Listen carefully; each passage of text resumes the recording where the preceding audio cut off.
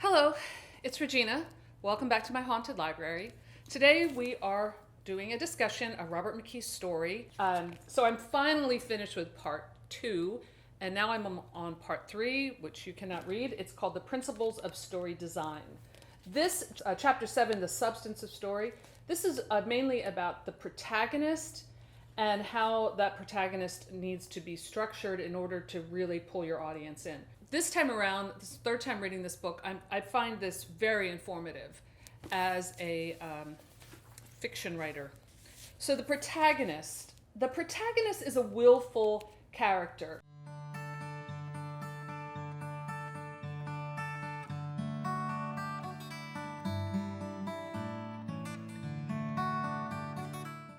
You will see this in any good book on writing story structure when it comes to the protagonist, that your protagonist should not be a passive, wimpy character. Now, that's not always true. You can perhaps have your character be more subtle. He doesn't have to be, Tom Cruise in an action film. There can be a willfulness inside. He uses a good example of that as Blanche Dubois in A Streetcar Named Desire by Tennessee Williams, which is one of my favorite plays of all times. Blanche on the outside seems like this flower, Southern belle, pathetic alcoholic, but she is a very willful character. She is trying to become in a dream world. That's what she wants. Every protagonist, it's really important that you identify what they want. When I was in theater school back in the day, we were learning about the method and the Stanislavski method, and we would have to identify in our acting exercises, what does my character want? And it could change from scene to scene, it could change from beat to beat. And it was actually a difficult question to answer because we don't really think about that on a conscious level in our lives. Like, maybe we do. Like, I want to finish college, let's say, but there can also be all kinds of other motivations along the way about what you want, what your needs are, and how are you going to go about getting them. And then the drama comes in what McKee identifies as the gap, which I think is an interesting concept. The gap is what your expectations are versus all the conflicts that are going to get in your way to getting that. And the higher the stakes, with each step along the way, the stakes should get higher and higher, the conflicts should get more intense, building up to your climax. So all of these things should, from a writer's perspective, should be very worked out, and you should be very conscious of it. Even if you start out, let's say, getting to know your characters in kind of like a discovery way, a pre-writing kind of way, that you might not even know what your character wants yet. And that's a process of getting there. But at some point you should figure that out. Like I just read The Exorcist by William Peter Blatty, which is an incredible novel, even outside of just horror. It's just a great novel. And an interview with him, because he's coming from multiple protagonist point of view in that book. And he identified that, both of these main characters, let's say the Father Karras, the young priest, and Chris McNeil, Reagan's mother, both want the same outcome. They want her to be back to normal. They want her to get well. So they both have the same I want. So McKee identifies in this book that if you have multiple protagonists, if they're working towards the same goal, maybe in different ways, they have different things methods, they have different conflicts, but they should be moving towards the same goal. Let's say, like, if you have like a heist story, like Ocean's 11, all of those people in that story, those men or those women or however, they're all trying to achieve the same goal and to steal the jewels or whatever it is they're doing. And the stakes are really high because they could get caught. And if they get caught, they go to jail or something worse, or So it's important when you have a protagonist as opposed to like a protagonist and antagonist who are at odds. The two protagonists should have the same goal in mind. So if you're going to do like a multi-protagonist kind of story, That's important to know. Now you could disagree and say, well, I can parallel the story in different ways. And of course, there are exceptions to every rule. But I think McKee in this chapter really gets down to the basics of how to go about doing that. At least you should be conscious of it. Speaking of The Exorcist, and I was watching a documentary about William Peter Blatty and how he went to this little cabin. Of course, now it looks like super luxurious. At the time, I don't know what he said, $75 a month or something back in the 70s or late 60s. He lived in this place. He was kind of divorced from his wife and one of his wives. And he just sat in this cabin with his typewriter and his notes, because he did a lot of extensive research for that book, and just wrote for 14 hours a day, smoking cigarettes and drinking coffee. And he said he didn't have a plot. He didn't have an outline. So it can work. You can have an amazing, amazing novel, but, you don't have to do it this way. But I would venture to say he knew all about that because he was a screenwriter. He was a successful writer. So even if he was allowing his, like Stephen King does, his characters to lead him wherever, that can work sometimes. Luckily for him, it did work. But he acknowledges in this documentary that I saw that he could have written himself into a corner and never gotten out of it. So it is a risk. I think, for me as a writer, I'm very conscious of the character leading me places, but I'm also conscious of this. I don't know if it's left brain, right brain kind of thing at work, but I think it is important to understand how both function when you're in that creative process. So the protagonist is a willful character. And there's different ways to define what willful means. You can have kind of a person that seems very mild-mannered maybe on the outside, but could be extremely passive-aggressive. We know that happens in life all the time. So the protagonist has a conscious desire. It is something that they can identify as what they want. The protagonist has a need or a goal, an object of desire, and knows it. So you want your protagonist to have an easily identifiable I want for your reader to be able to identify. They know what it is. And then he also makes the point, though, that the protagonist may also have a self-contradictory unconscious desire.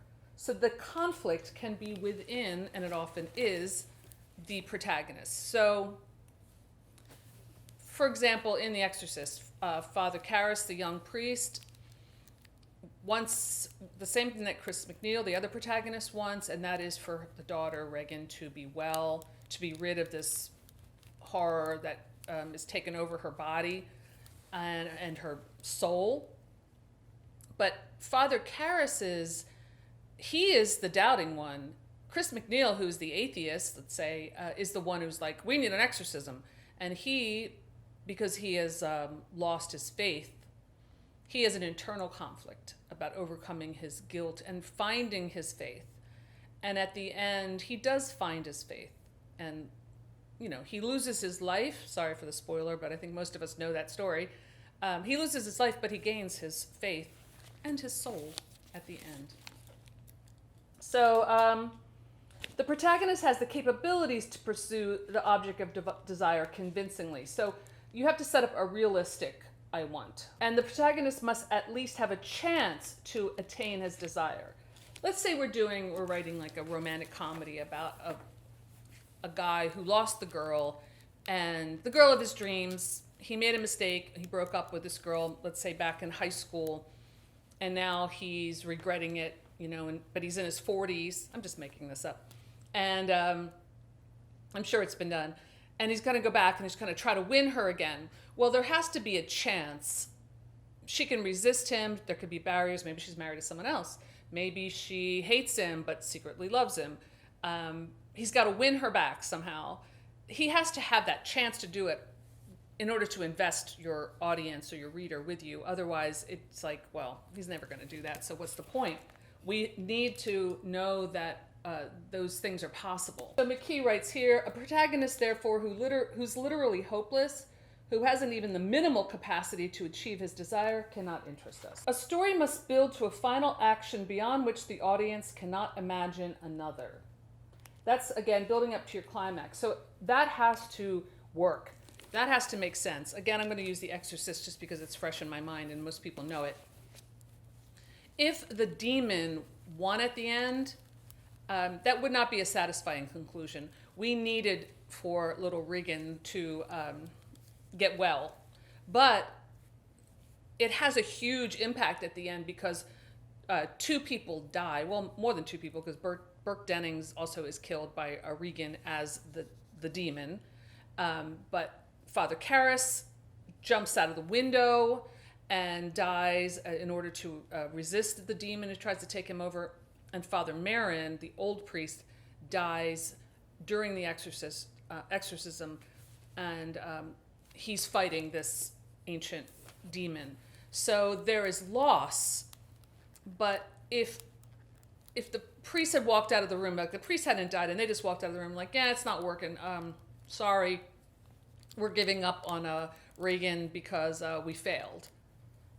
And then Chris McNeil was like eaten by the demon or something. Like, that would not be a satisfying ending. Maybe to some people, but I think you know what I'm trying to say here.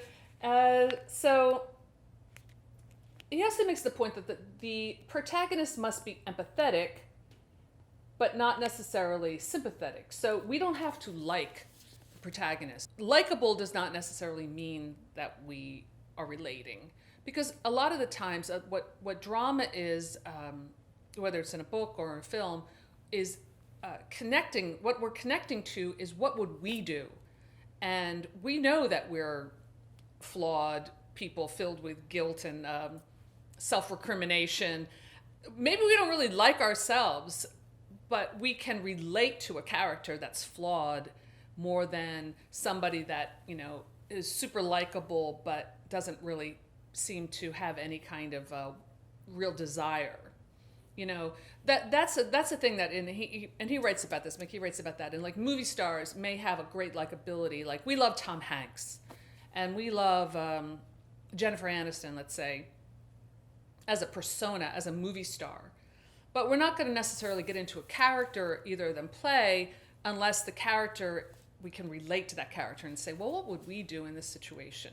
And I think a great book and series like Game of Thrones proves that you can have very unlikable characters that do horrendous things, but we still are totally with them, and we're empathizing with their every move, and unconsciously we're thinking about, well, what would I do in that situation? The audience must empathize with your protagonist. If not, the audience story bond is broken. He even makes the point here that a very talented writer, like William Shakespeare, can make a character like in the Scottish play, I'm not going to say the name, very sympathetic, or empathetic, even though he's not sympathetic because he's a horrible murderer. But we're with him because he has a conscience and it's bothering him, as all those wonderful speeches prove in that play. So we do feel a little bad at the end when he is beheaded. And you feel bad when Birnam Wood is coming to Dunsinane Castle and everything's closing in on him, because not that we're killers, but we're flawed and we know what he feels like. We're totally with him at that point. So he writes the first step. He said, how to start, what would my character do?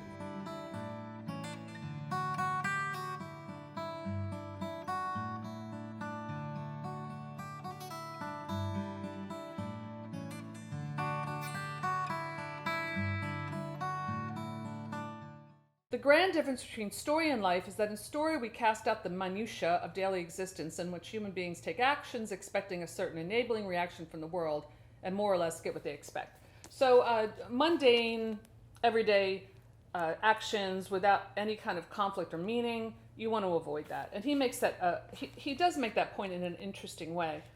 He gets into some diagrams, which I'll try to put up there if I can find them online. 3 levels of conflict. That's really interesting to look at. He looks at the gap.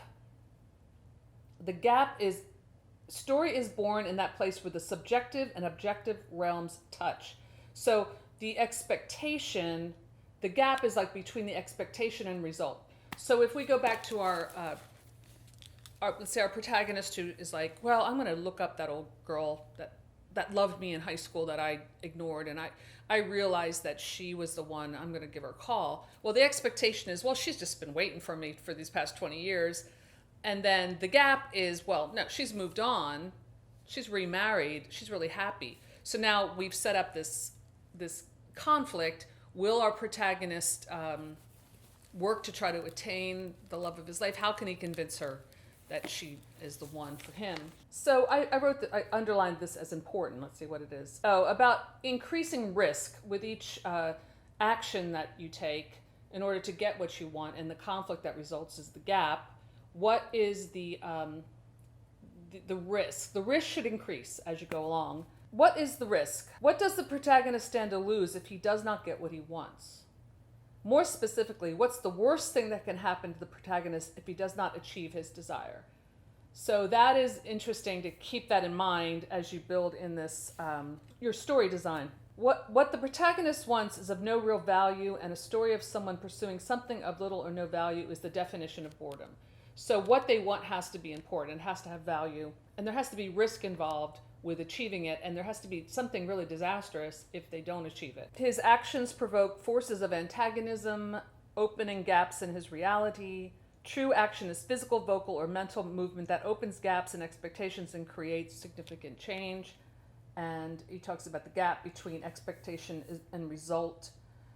All of the stuff about the gap. The gap is a really interesting concept here. So we have the your expectation of what you got what you want. Now you're going to do an action, and you have an expectation of what that action will result in, but it's not going to work out at first because you need all those conflicts in order to make the story interesting. So that's what he means by the gap, I think. He said, how do you get to that point where you make this believable character? You look at yourself. The only reliable source of emotional truth is yourself. It doesn't mean it's unique to you, because what you're going to be doing is tapping into something that is very universal. But if you're very honest with what would I do in this situation, what do I want that I'm not getting, and really make it into something big, then you're really tapping into something that's going to have truth for other people. So you're tapping into that universal truth through your own, by asking yourself those questions. And you can write it down, or you can just keep it secret.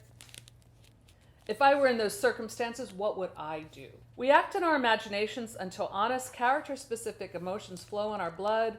When a scene is emotionally meaningful to us, we can trust that it will be meaningful to the audience. So use your own self as the gauge.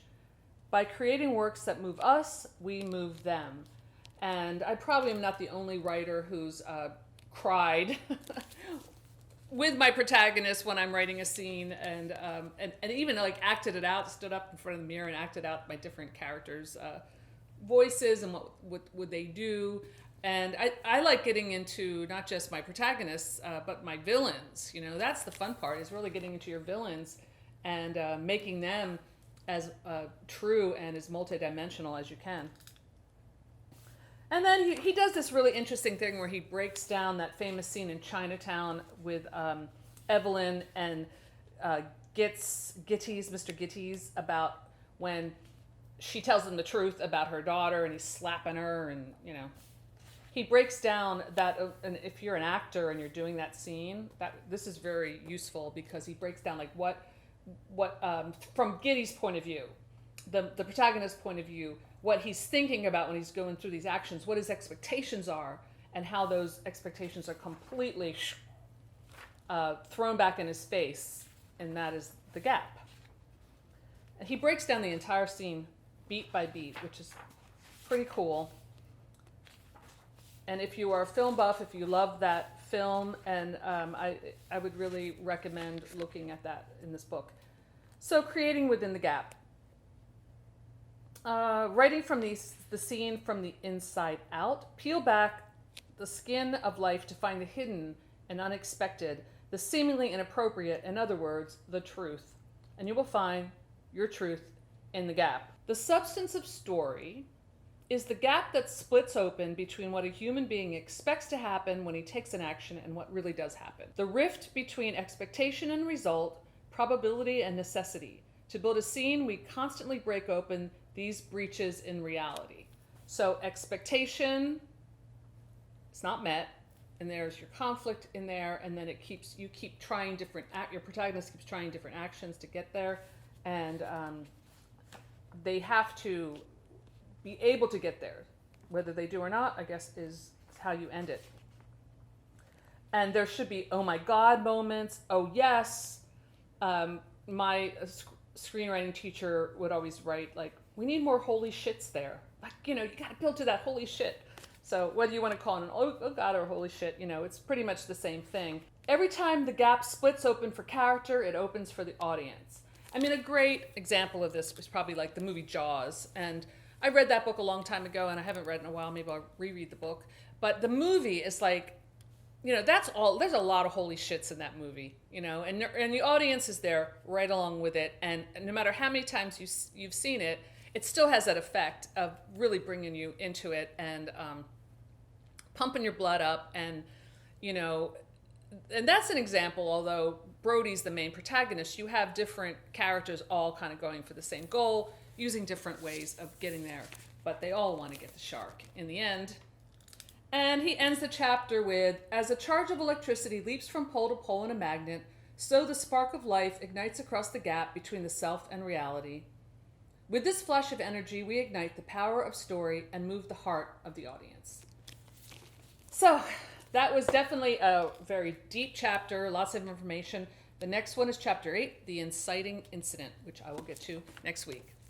So hopefully you're getting something out of this, and I know I am just from reading this and doing these videos. So I'll leave it at that. Thanks for stopping in my haunted library, and I'll see you later. Bye.